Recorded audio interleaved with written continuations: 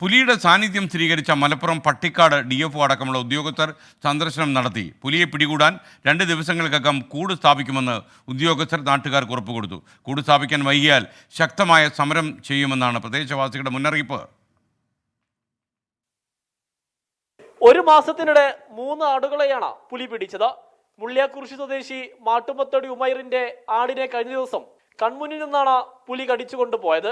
നാട്ടുകാർ നടത്തിയ തിരച്ചിലിൽ ആടിന്റെ അവശിഷ്ടവും കണ്ടെത്തി. നാട്ടുകാർ പ്രതിഷേധം സംഘടിപ്പിക്കാൻ ഒരുങ്ങുന്നതിനിടയിലാണ് നിലമ്പൂർ സൗത്ത് DFO സ്ഥലം സന്ദർശിച്ച് കൂട് സ്ഥാപിക്കുമെന്ന് അറിയിച്ചത്.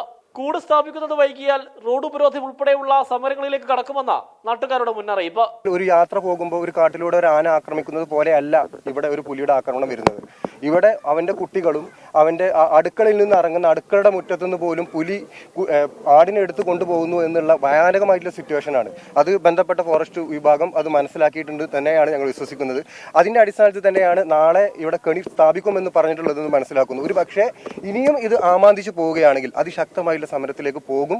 ഞങ്ങൾ ഫോറസ്റ്റ് വിഭാഗത്തിനെ പരിപൂർണമായി വിശ്വാസത്തിലെടുത്തുകൊണ്ട് ഇന്നത്തെ ഈ തടഞ്ഞുവെക്കലും ഇന്ന് വൈകുന്നേരം നടത്തുന്ന ഉപരോധവും മാറ്റിവെക്കുകയാണ് എന്നുള്ളതാണ് ഞങ്ങൾക്ക് പറയാനുള്ളത്. 2015 ഇതേ സ്ഥലത്ത് നിന്ന് പുലിയെ വനംവകുപ്പ് പിടികൂടിയിരുന്നു.